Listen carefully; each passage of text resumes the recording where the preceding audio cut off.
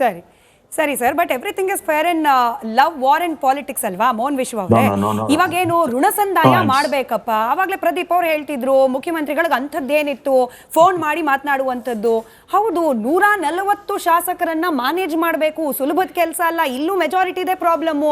ಎಲ್ಲರನ್ನ ಕ್ಯಾಬಿನೆಟ್ಗೆ ಸೇರಿಸ್ಕೊಳ್ಳೋಕ್ಕಾಗಲ್ಲ.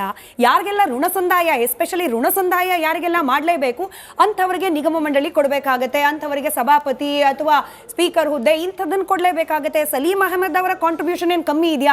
Davanagere by election ನಾವೆಲ್ಲ ನೋಡ್ಲಿಲ್ವಾ?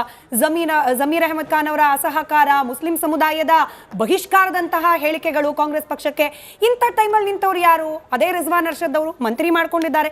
ಸಲೀಂ ಅಹಮದ್ ಅವರು ಅವಕಾಶ ಕೊಡಬೇಕು, ಋಣ ಸಂದಾಯ ಆಗಬೇಕು.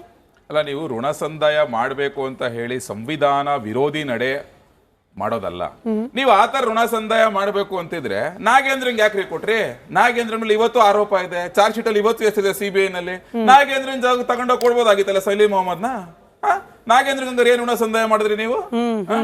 ತಿರ್ಗಾ ಯಾಕೆ ಇವರು ಯಾರದು ಜಮೀರ್ ಅಹಮದ್ ಖಾನ್ ಬಗ್ಗೆ ಅಷ್ಟೆಲ್ಲ ಮಾತಾಡಿದ್ರೆ ನೀವು ಆಡಿಯೋ ಎಲ್ಲ ಲೀಕ್ ಮಾಡಿಸ್ಬಿಟ್ಟಿದೆ. D K Shivakumar cabinet expansion ಹತ್ರ ಬಂದ ತಕ್ಷಣ ಹಂಗ್ ಮಾಡಿದ್ರು, ಪಕ್ಷದ ವಿರುದ್ಧ ನಡ್ಕೊಂಡ್ರು ಅಂತ ಹೇಳ್ಬಿಟ್ಟು ಜಮೀರ್ ಅಹಮದ್ ಖಾನ್ಗೆ ಕೊಡೋದ್ ಬಿಟ್ಟು ಇವ್ರು ಕೊಡ್ಬೋದಾಗಿತ್ತು. ಯಾಕೆ ಕೊಡ್ಲಿಲ್ಲ? ನೀವಾಗ ಋಣ ಸಂದಾಯ ಮಾಡೋ ಹಂಗಿದ್ರೆ ನೀವು ಋಣ ಸಂದಾಯ ಮಾಡ್ತೀನಿ ಅಂತ ಏನೋ ಕತೆ ಹೇಳ್ಕೊಂಡು ನಾಟಕ ಮಾಡ್ಕೊಂಡು ಇವತ್ತು ನೀವು ಸಂವಿಧಾನ ವಿರೋಧಿ ನಡೆ ಅನುಸರಿಸೋದು ಬೇಡ. ಗೊತ್ತಾಯ್ತಲ್ಲ? ಸಂವಿಧಾನಿಕವಾಗಿ ಏನಿದ್ಯೋ ಅದನ್ನ ಫಾಲೋ ಮಾಡಿ.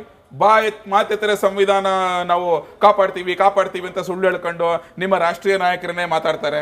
ನಿಮ್ಮ ಪಾರ್ಟಿ ಇಂಟರ್ನಲ್ ಅಪಾಯಿಂಟ್ಮೆಂಟ್ಗಳನ್ನ ಬೇಕಾದ್ರೆ ನಿಮ್ ಕೆ ಸಿ ವೇಣುಗೋಪಾಲ್ ಏನಾರ ಮಾಡ್ಕೊಳ್ಳಿ, ನಿಮ್ ಯಾವ್ದೋ ಪಕ್ಷದ ಪದಾಧಿಕಾರಿನೋ ಅಧ್ಯಕ್ಷನ ಉಪಾಧ್ಯಕ್ಷನ ಜನರಲ್ ಸೆಕ್ರೆಟರಿನ ಯಾರು ಮಾಡ್ಕೊಳ್ಳಿ.